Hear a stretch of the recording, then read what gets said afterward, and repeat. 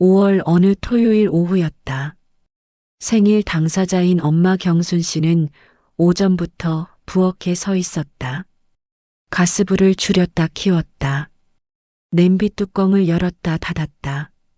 반찬 간을 보다가도 시계를 한 번 더 봤다. 결혼하고 처음 맞는 생일이었다.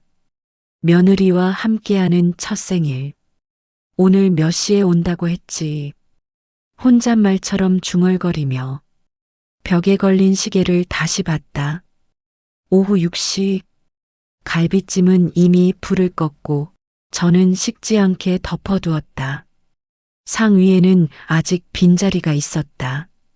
초인종이 울린 건 6시를 조금 넘긴 시각이었다. 어머니, 저희 왔어요. 현관문이 열리고 아들과 며느리가 들어섰다. 시어머니는 자연스럽게 두 사람의 손을 먼저 봤다. 비어 있었다. 왔어? 들어와. 그녀는 잠깐 현관에 시선을 두었다가 아무 말 없이 미소를 지었다. 그리고 등을 돌려 부엌으로 향했다. 식탁에 음식이 하나씩 올라왔다. 갈비찜, 전, 나물, 탕. 경순 씨가 오전부터 준비한 상이었다. 많이 먹어. 그녀가 먼저 말을 꺼냈다. 며느리는 고개를 끄덕이며 자리에 앉았다. 네, 잘 먹겠습니다. 짧은 인사였다. 아들은 의자를 끌어당기며 앉았다. 휴대폰을 잠깐 식탁 옆에 내려두고 곧바로 수저를 들었다. 식탁 위에 잠시 조용한 시간이 흘렀다. 젓가락 소리와 국 떠먹는 소리만 났다. 음식은 괜찮니? 경순 씨가 며느리를 바라보며 물었다. 네, 맛있어요. 그 말 뒤로 대화는 이어지지 않았다. 그녀는 반찬을 한 번 더 밀어주려다 그대로 손을 거뒀다. 아들은 말없이 밥을 먹었다. 갈비를 하나 집어먹고 국을 두어 번 떠먹더니 숟가락을 내려놓았다. 요즘 회사는 어때? 이번에는 아들에게 물었다. 그냥 뭐 비슷해요. 짧은 대답이었다. 그녀는 고개를 끄덕였다. 무슨 말을 더 해야 할지 잠시 생각했지만 마땅한 말이 떠오르지 않았다. 식탁 위에는 여전히 음식이 남아 있었다. 갈비는 아직 손대지 않은 것도 많았고 저는 접시 가장자리에 그대로였다. 시계 초침 소리가 귀에 들어왔다. 식사는 생각보다 빨리 끝나가고 있었다. 잘 먹었습니다. 아들이 먼저 일어섰다. 의자가 바닥을 스치는 소리가 났다. 벌써 가려고? 네, 약속이 있어서요. 경순 씨는 잠시 아들의 얼굴을 봤다. 며느리도 함께 일어섰다. 그래. 조심히 가. 두 사람은 현관으로 향했다. 신발을 신는 동안에도 특별한 말은 오가지 않았다. 갈게요. 문이 열리고 닫혔다. 집안이 다시 조용해졌다. 그녀는 식탁 앞에 혼자 남았다. 아직 따뜻한 음식들이 그대로 놓여 있었다. 식탁을 한번 둘러봤다. 케이크도 없었고, 꽃도 없었고, 봉투도 보이지 않았다. 잠시 현관 쪽을 바라보다가 아무 말 없이 접시를 들었다. 설거지를 하면서도 손이 자꾸 느려졌다. 첫 생일인데 그 생각이 머릿속에서 쉽게 사라지지 않았다. 다음 날 오후였다. 집안은 조용했다. 그녀는 아침부터 집에 혼자 있었다. 어제 쓰지 못한 접시 몇 개가 아직 싱크대 옆에 놓여 있었다. 그녀는 설거지를 하다 말고 수건으로 손을 닦았다. 거실에 놓인 핸드폰을 한번 바라봤다. 괜히 다시 집어들었다가 아무것도 하지 않고 내려놓았다. 점심시간이 지나고 해가 조금 기울었을 때였다. 그녀는 결국 핸드폰을 다시 들었다. 잠금 화면을 풀고 연락처를 넘겼다. 아들의 이름에서 손가락이 잠시 멈췄다. 괜히 말 꺼냈다가 그 생각이 스쳤지만 그대로 번호를 눌렀다. 신호음이 울렸다. 한 번, 두 번, 네, 엄마. 아들의 목소리는 평소와 같았다. 응, 나야. 무슨 일이세요? 그녀는 잠시 말을 잇지 못했다. 괜히 안부부터 물었다. 어제는 잘 갔니? 네. 괜찮았어요. 그래. 짧은 침묵이 흘렀다. 전화기 너머에서는 아들의 숨소리만 들렸다. 어제 와줘서 고마웠어. 네. 그 한마디 뒤로 다시 조용해졌다. 그녀는 원래 하려던 말을 한 번 삼켰다. 근데 말이야. 목소리가 조금 낮아졌다. 엄마 생일이었잖아. 결혼하고 첫 생일. 네. 아들의 대답은 짧았다. 그래서 말인데, 시어머니는 손에 쥔 핸드폰을 조금 더 꼭 잡았다. 어떻게 10만 원도 없을 수가 있니? 말을 내뱉고 나서 잠시 후회가 밀려왔다. 내가 왜 이런 말을 했지? 하지만 이미 늦었다. 전화기 너머가 조용해졌다. 잠깐, 아주 잠깐. 정적이 흘렀다. 엄마. 아들이 먼저 입을 열었다. 그거면 되겠어요? 뭐? 그녀는 순간 무슨 말인지 이해하지 못했다. 10만 원이면 되냐고요. 아들의 목소리는 높지도 낮지도 않았다. 그냥 담담했다. 아니, 그게 아니라 그녀가 말을 잇기도 전에 아들이 다시 말했다. 알았어요. 보낼게요. 아들아, 잠깐만.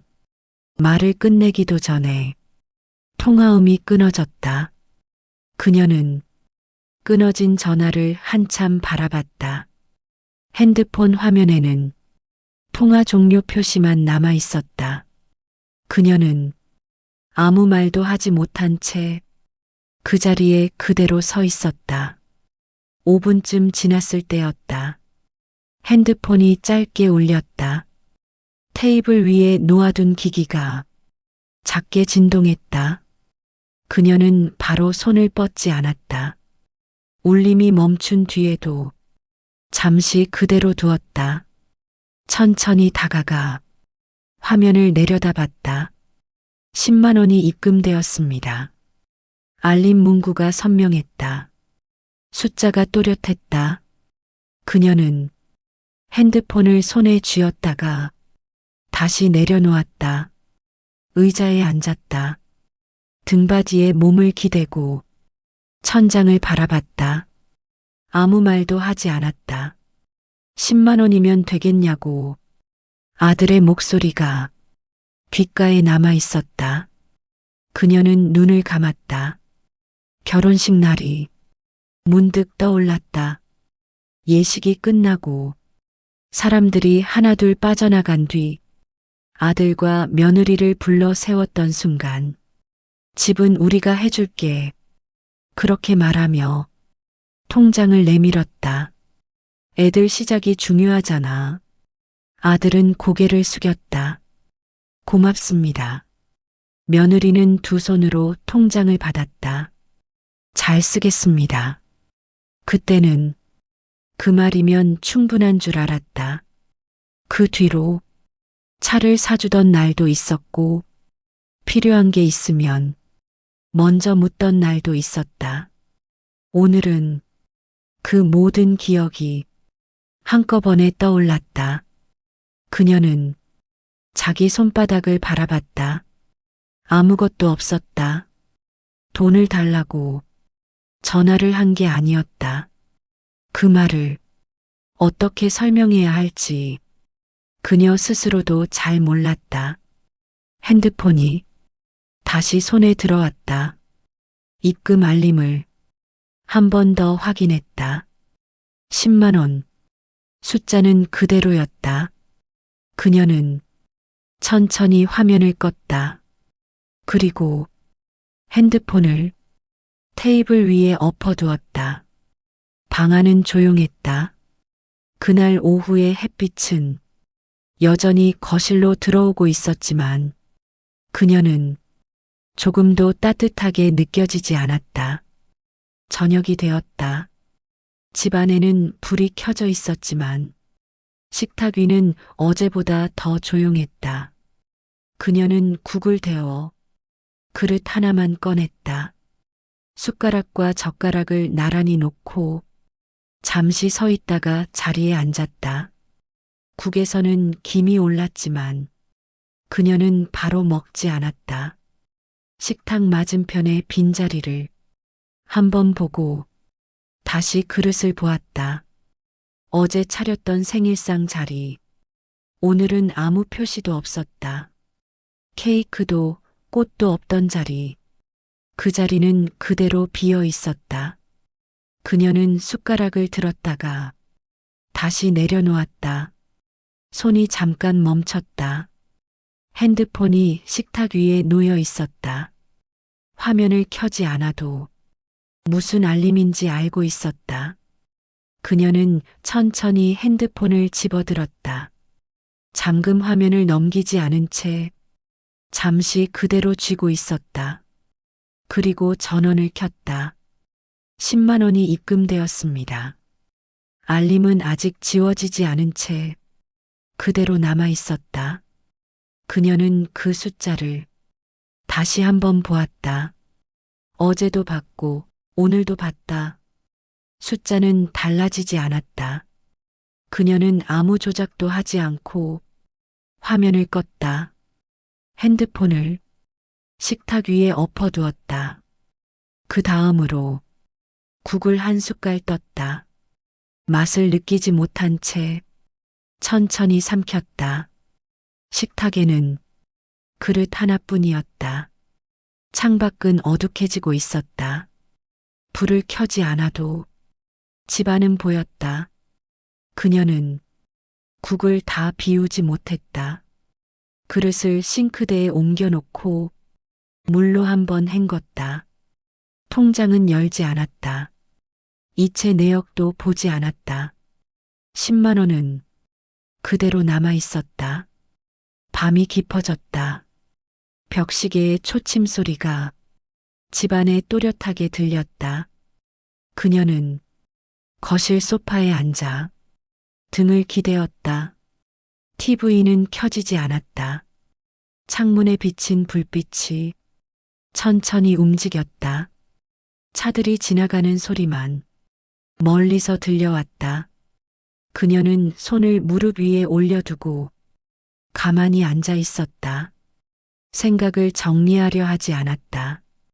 그냥 그대로 두었다. 어제와 오늘이 이어져 있다는 느낌만 남아 있었다. 핸드폰은 여전히 식탁 위에 있었다. 뒤집힌 채로 움직이지 않았다. 그녀는 그쪽을 보지 않았다. 잠자리에 들 시간은 이미 지났지만 쉽게 일어나지 못했다. 조금 뒤 천천히 몸을 일으켰다. 불을 끄고 방으로 들어갔다. 문을 닫고 불을 껐다. 어둠 속에서도 그 숫자는 분명히 떠올랐다. 10만 원. 그것은 돈이 아니라 그날의 말투처럼 남아 있었다. 그리고 그날은 그렇게 끝났다. 아무 일도 더하지 않은 채 조용히. 이런 이야기를 계속 올립니다. 듣고 싶으시다면 구독과 좋아요 눌러주세요.